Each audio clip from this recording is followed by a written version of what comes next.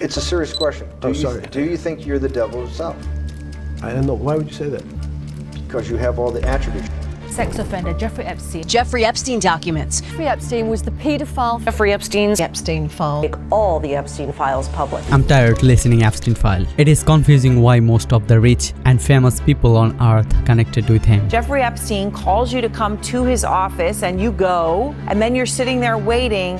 A few minutes later, this man walks in a business suit, kind of tall, and I immediately was like, that's Donald Trump.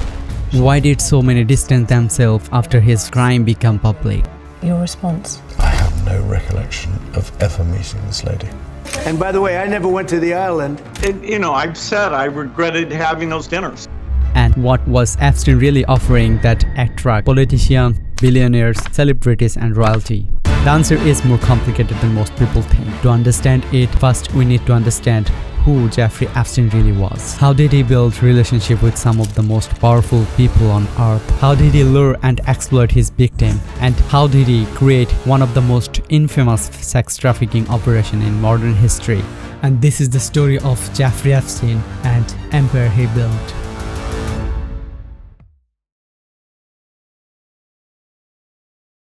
When we think of Jeffrey Epstein, we think of the massive wealth, the private island, and the powerful network of global elites. But before any of that happens, his origin story looks remarkably ordinary. Epstein grew up in a standard working-class neighborhood. His father worked as a city construction laborer, and his mother was a school aide. But Epstein had a specific talent. He was exceptionally good at math and science. By early 1970s, that talents get him into Cooper Union, an incredibly prestigious and competitive college in Manhattan. He spends 2 years there studying physics and advanced mathematics, but then he drops out. He never completes his bachelor degree, and on paper, his formal education ends right there. Now, normally if you drop out of college with no degree, with no formal credential, your path into elite institution is completely blocked. But this is the exact moment where Epstein's trajectory changed, and we get the first real look how he operated. Without a degree and without a teaching license, a 21-year-old Epstein somehow managed to get hired at a Dalton school in Manhattan. This wasn't just normal school. Dalton was one of the most exclusive private academics, the place where New York billionaires and politicians sent their kids. It was a massive leap from his background, and it became the exact stepping stone he needed to insert himself into the world of wealth and power. I'll confirm the bonds to you, 70 million, 30 PC9s at 80 and 1630 seconds for November.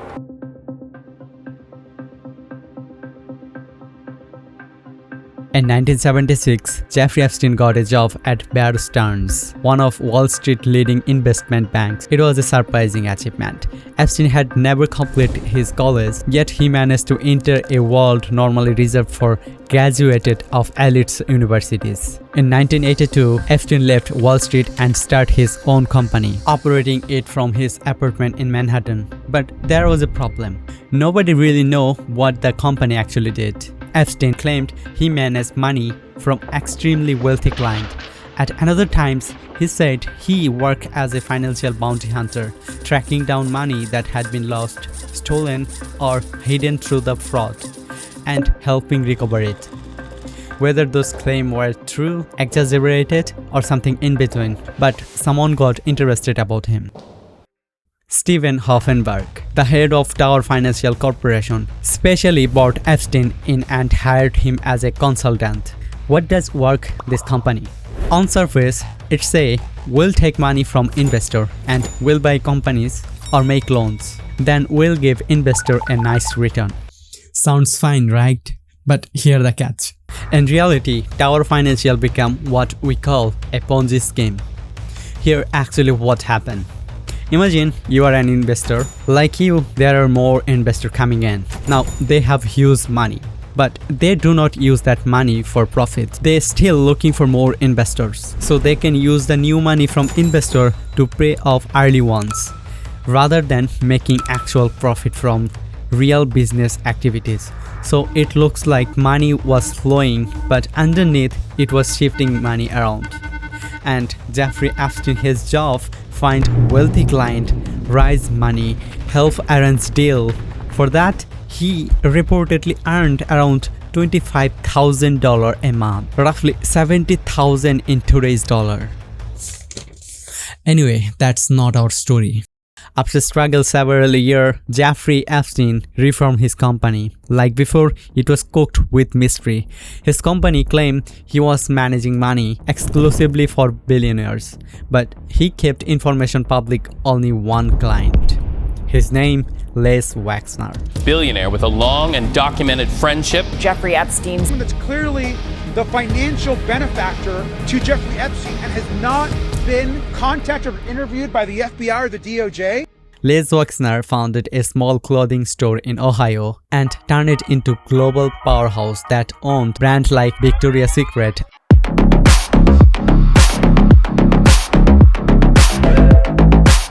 Bath and Body Works. By the 1990s, Wexner wasn't just rich, he was one of the most powerful businessmen in America. 1986, Jeffrey Epstein met Wexner, and Wexner impressed by Jeffrey Epstein. And later, Epstein became Wexner financial advisor. At first, he was supposed to be financial advisor, but very quickly his role expanded. Former associates and investigator would later describe a relationship that was almost unheard of in the world of billionaires. Epstein wasn't just advising Wexner, he was managing major parts of Wexner financial affairs, buying properties, handling transactions, and in some cases, signing documents on his behalf. Suddenly, Jeffrey Epstein noticeably rich. Jeffrey Epstein went from unknown financial consultant to incredibly wealthy, and no one could clearly explain how. Look at this. Jeffrey was buying like the one in Palm Beach, a place where only ultra-rich lived. He bought apartment in Paris and a sprawling ranch in New Mexico. Now Epstein do not travel with car. Now he traveled with his private jet, Boeing 727. He also had 2 more business jets and a helicopter. Hundreds of miles away in the Caribbean, he used his wealth to buy entire private island, Little St. James. Epstein moved into one of Manhattan's largest mansions, claimed he owned it, but on paper, the property actually belonged to billionaire Les Wexner. Because Epstein acted as Wexner money manager with full power of attorney, he lived there for years until 2011, when the deed was officially transferred for Epstein. The final purchase price listed on the official registry for this massive piece of real estate, only $0. So why Epstein get a huge amount of money from billionaire like Les Wexner? That brings up a huge amount of question. So did any women or men ever model clothes for you in the presence of Mr. Epstein? No. So not at a fashion show and not in a private home or residence? Never. Did you personally have a sexual relationship with Jeffrey Epstein? No.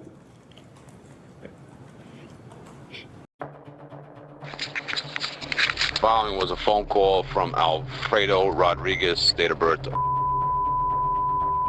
In 2005, a woman called in Palm Beach Police Department, and she said her stepdaughter came from school with $300. Hello, hi, may I speak with please? This is her. Hi, this is Detective Police Department. I apologize, I don't know exactly what for. It's okay. It was an incident that occurred maybe like three and a half weeks ago with one of my stepdaughters. She came over to the house at the Glen, gonna go and get some clothes because she had an interview. Ended up being that they went to Palm Beach to a gentleman's house, and Wednesday at school, I got a phone call to pick up Amy, who got into a fight, and she had over $300 on her. So after asking her what was going on, found out that this girl works for this gentleman in Palm Beach, and she's basically his pimp. Okay. You know what I mean? She brings in girls, very young. They start off by giving this gentleman a massage. the Palm Beach Police Department started investigating. What they found was shockingly disturbing. Countless underage victims, most of them between 14 to 19 years old. All of them sexually assaulted by Jeffrey Epstein. Their story are the same. Go to old rich man house, give him a massage, get paid $200. Gentleman's name is Jeff. How did it work? Who was helping Epstein to find these girls? How did they convince those girls to go there? And how was Jeffrey Epstein able to find that many targets? To understand that, we have to go back to 1991. This is when Jeffrey met a woman named Ghislaine Maxwell and quickly formed a close relationship that would lead one of the most widespread sex trafficking operation in modern history. She was the ultimate insider, the person who used the higher society charm to trick these young girls and to make the abuse feel normal. In 1995, a young artist named Maria Farmer, she was standing on the edge of her dream. She was 26 and graduated from one of the most prestigious art school in the world, and that night was her big thesis show. Jeffrey Epstein and Ghislaine Maxwell were in the room. They bought her painting on the spot, made her feel proud. Jeffrey was buying her trust. He also offered her a job. Inside his Manhattan house, Maria thought she was entering the world of New York high society. And Jeffrey was lying there on the bed with socks on and boxers. And he goes, sit right here. And I thought, oh God. And I sat down and Ghislaine got on the other side of me. She was the very first person who stepped forward to expose who Jeffrey Epstein and Ghislaine Maxwell really were. They didn't get my clothes off. They tried. I was in an absolute panic to the point where I was able to get myself up and get out of that room. She took her complaint straight to the police, but the authority completely ignored her. So how did Epstein operation work in Palm Beach? It started with grooming and very deliberate target selection. Epstein looked for girls who were financially disadvantaged or who already experienced trauma in their past. He identified vulnerability and exploited it. I've talked to a lot of girls, 30, almost 40 girls so far. I know it might be a little embarrassing or whatever, but don't be. Like I said, I've talked to many people already. Here is how it worked. Think of a girl getting to school. She noticed a note from her friend. She approached you to yeah, work? She's like, oh, do you need to make any extra money? I'm like, yeah. She's like, okay, I can give you, like $200. It's this older guy in Palm Beach. Now, that girl definitely trusts her friend, and she get there. It's kind of like a back, it's not a front door, but I have to like go through a gate, and then there's like a side door by the kitchen. Okay, so you go into the kitchen? Yeah. Her friend leave her alone. Her friend is paid $200 for bringing her here. Epstein sexually assault her. She can't do anything because outside there are lots of guards. There could be hidden weapon somewhere. He asked me to take my shirt off, so I took my shirt off, and that's how that was it. Okay, so the abused girl also get $200 with an offer to come back again or bring someone else here, where she can also earn. Most of the time, that trick worked in Epstein's favor, and it became a molestation pyramid scheme. Investigators found that every victim was connected like a spider web. So by 2006, the evidence against Jeffrey Epstein was piling up. The local police believed they had built a strong case. Detectives spoke to many teenager girls. They collected witness statements and saw a pattern. It looked like more than just one crime. But local prosecutor insistence on pushing a minor single count solicitation charge. That's they will count only one victim crime because they see those victims go to Epstein house. They totally ignore the behind the scene. They effectively shut the door on the victim realities, how they misled by the Jeffrey Epstein. Ground investigator made quick decision. They saw this person is serious and dangerous, exploiting victims, so they bypassed state lawyer and took their files directly to the FBI. Hopefully, they can bring the justice to the all victims. But exactly opposite happened.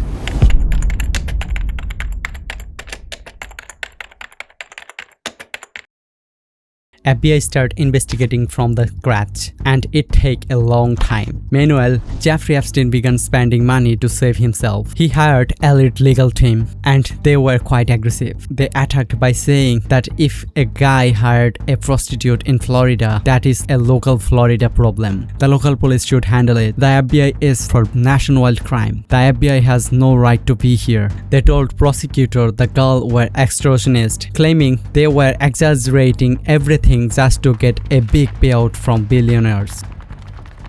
Epstein didn't stop here. He hired private detective. They followed girls and made them feel scared. And also the journalist got threat not to publish anything about Epstein. It's like Jeffrey has money, he can do anything. The FBI and lead federal investigator did their job perfectly. They built a massive 53-page federal indictment based on 34 underage victim statements. They had enough evidence to put Epstein away from lifetime.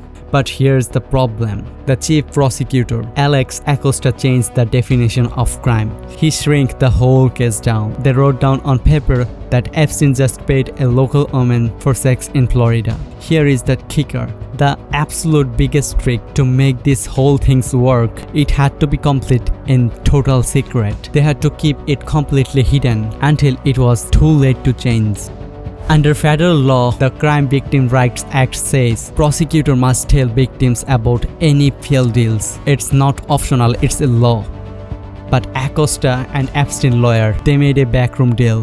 They explicitly agreed to keep this non-prosecution agreement completely sealed, underground and hidden. The victims, they had absolutely no idea a deal was even on the table.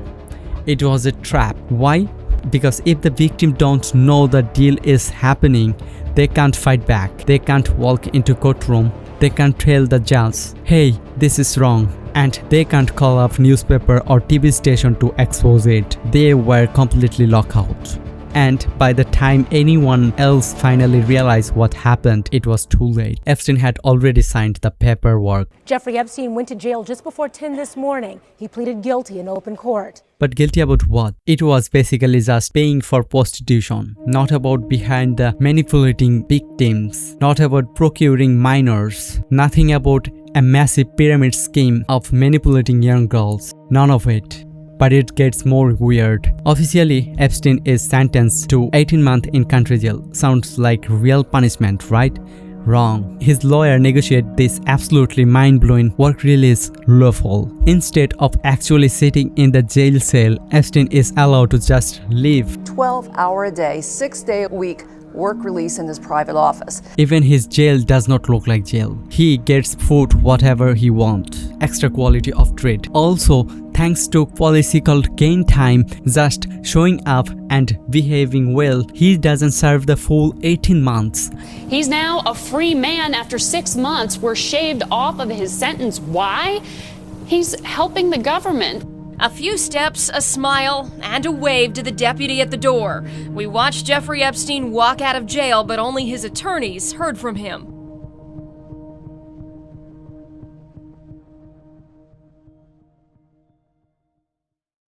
Think about that for a sec. He gets released on probation, and instead of staying quiet, hiding away, Jeffrey Epstein packed his bag, moved straight to the New York City and threw a massive party. Because in Epstein world, a criminal record does not stop you, it's just a small problem. He threw a huge party with very famous people, and he does it for one specific reason: to send a signal to his rich and powerful friends to say, look, I'm back and the law could not touch me. And guess what? It worked. The house is completely full. Famous actor, well-known musician, and literally royalty. They all show up. Even though everybody now know terrible truth that a large number of underage girls had been abused, those people still choosing to hang out with him. Epstein managed to keep a very good reputation around him, but behind the scene, he changed the way to work. From this point on, Epstein has a new role: billionaires only. He stopped working with people who are just rich. He starts setting up very complicated way to avoid taxes, planning what happening to their wealth and setting up a big financial deals for the ultra elite. People like Prince Andrew of the UK, Ehud Barak, the former Prime Minister of Israel, Peter Mandelson, the former UK Business Secretary. I just asked a question. Is your money dirty money? No, it's not. Why is it not dirty money? Because I earned it. You earned it advising the worst people in the world, right, that do enormous bad things, and just to make more money. The Daily Mail published a photograph. It is about Prince Andrew inside a London mansion with his arm wrapped around a 17-year-old girl named Virginia Jeffrey. It is a huge news, but British royal family does not care. They just brush it off like a joke. But Virginia wasn't joking. 3 years later, her lawyer filed official court documents, and what people ignore before becomes a global story. Under oath, Virginia stated that Prince Andrew was not only one. She said that Epstein had trafficked her world leader, including foreign president and prime minister. Just like before, nobody takes it seriously. I was so young. Ghislaine woke me up in the morning and said, "You're going to meet a prince today." I didn't know at that point that I was going to be trafficked to that prince. A celebrity tweet about Me Too movement, and it goes viral. Suddenly, people start listening to story of survival of sexual abuse.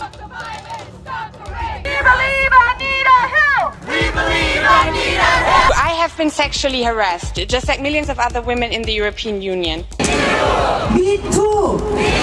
That movement was so powerful, hundreds of famous men in many different jobs face public accusation. They lose their job overnight. And this morning, the two-time Oscar winner is in custody after being found guilty of crimes against Jessica Mann and Miriam Halei. And that exact moment, the focus struck back to the Jeffrey Epstein. On November 2018, the Miami Herald newspaper published a big report. They looked closely at Epstein 2008 field deal, show it to the world, and bring attention back to the case. The FBI showed up this morning. And they start investigating Jeffrey Epstein again. And what they find is not simple crime anymore. So how did this new system actually work? Jeffrey Epstein, he had recruiter in France, Jean-Luc Bornel and Daniel Seed, who sent young models from Europe. In America, he had Ramsey Alcoli. They acted like a model agency, sending girls to Jeffrey Epstein Caribbean island. I don't know his private life. Again. Well, you did, because he was a convicted child sex offender. But again, he paid for it. He said, I paid for it. So that's it. I mean, how can you let a criminal like this person out from the prison from United States? Little St. James Island, located just 3 kilometers away from the bigger island called St. Thomas. But because Epstein had his own private helicopter and boat, it is impossible to track who was going in and who was coming out. When these girls got there, they saw the real face of Jeffrey Epstein. Getting out was impossible. The island was heavily guarded 24 hours a day. To understand how bad it was, look at what happened to a 15-year-old girl. After being forced sexual acts, she tried to escape. She jumped into the water and tried to swim away from this island. It's not possible, because Epstein already organized his own search party and hunted her down. They dragged her back to the compound, took her passport, and locked her up. And that is what happening on that island. Federal prosecutor in New York completely bypassed the old system. They used the evidence to build a fresh case, and they arrested Jeffrey Epstein on new sex trafficking charges. And immediately things start to fall apart to those people involved. Alex Acosta, who was normalized the crime in 2008. Now Alex Acosta was US Labor Secretary, and he was given that job by Donald Trump. After Epstein arrested, Acosta faced intense political pressure. People are furious, believing that a billionaire's money and power allowed Acosta to minimize the case and free Epstein. Acosta is forced to stand on the White House lawn and announce that he is resigning from his job. The world was finally going to see the truth. But then the story ends suddenly. On August 10th, only 35 days after Jeffrey Epstein was arrested. Jeffrey Epstein committed suicide overnight. ABC News reporting he was found dead in his lower Manhattan jail cell. He was the disgraced millionaire who was facing federal sex trafficking charges. After his death, when the government finally started showing the public data, it caused a flood of new conspiracy theory. See this, Epstein died inside a metropolitan correctional center. It is a highly secure prison, but inside the jail area where he was kept, 4 of the cameras were completely broken. Only 1 camera in the corner was actually working. But if you look at how it was set up, the main entrance, the main path of Jeffrey Epstein jail cell is not covered by that 1 camera. Then there is an actual video from that 1 working camera. Raw footage released by the Department of Justice. When you look at this time step, at 11 the video suddenly jumped forward to 12. Not only that, the shape of the video, the aspect ratio suddenly shifted. This is exactly why the conspiracy theory grows so strong. People start asking, if he did not kill himself, what really happened? Did Epstein pay someone else to end his life? Or did the ultra-powerful men around him do it to keep their own name clean? In 2020, Ghislaine Maxwell was arrested. The courts found her guilty of finding and preparing underage girl for Epstein. She was sentenced to 20 years in prison. But even after a long government investigation, the official file was still kept secret. The Department of Justice was holding into a massive file of record. Public interest exploded again when a judge ordered to release the more court documents. Around this time, something unexpected was happening. Donald Trump and his ally were becoming incredibly vocal about releasing Jeffrey Epstein files. All of his friends were Democrats. But before, he didn't done anything about that. Why? Because they believed the document would expose Trump's politician opponents, especially former President Bill Clinton, whose connection to Jeffrey Epstein had already been widely reported. So Trump pushed hard for the file to be public, believing they would damage their rival. When the file started coming out, they did not just hurt the opponents, they came back to hit Trump's too. An internal email from government prosecutor in New York surfaced from 2020. It contained a very specific number, 8. According to government files, Donald Trump flew on Epstein's private jet 8 times. But real explosion happened between December 2025 and January 2026. The government released a massive amount of documents all at once. We are talking about 3 million pages of files, 2,000 videos and 180,000 images. The names hiding inside those files were absolutely shocking. It was hard to believe that some of the most famous people in the world were connected to this monster. Take Elon Musk for example. On his social media platform X, he had previously posted that no one pushed harder than him to get Epstein filed out, and that he was glad it finally happened. He had even posted and later deleted tweets saying Trump was in the file, and that was the real reason they kept secret that long time. But when it massive January data drop happened, there was an email between Elon Musk and Jeffrey Epstein from 2012 and 2013. The email showed talking about Elon Musk visiting the private Caribbean island over Christmas. In one email, Musk literally asking Epstein, what day will be the wildest party on your island? In another, he asked if there was a good time to visit. And files contain over 1,000 mention of major global figure. Bill Gates was there, the Prime Minister of Israel, British Royal Prince Andrew. It included some of the most famous musicians in history. Even Stephen Hawking, one of the greatest physicists, was listed as the guest of that island. When you step back and look at whole picture, you see the clear pattern. Epstein's real power was not just his money, it was his ability to connect with the most important people. He built a network of politicians, billionaires, royalty, scientists and celebrities.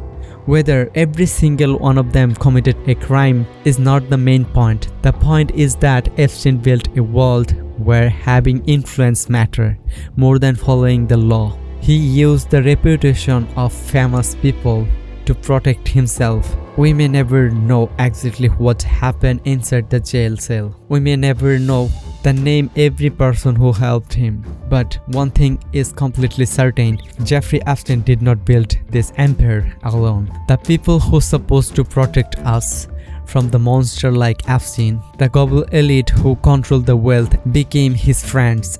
And when the leader of the world became ally with a monster, it is no wonder he was allowed to get away from his accountability.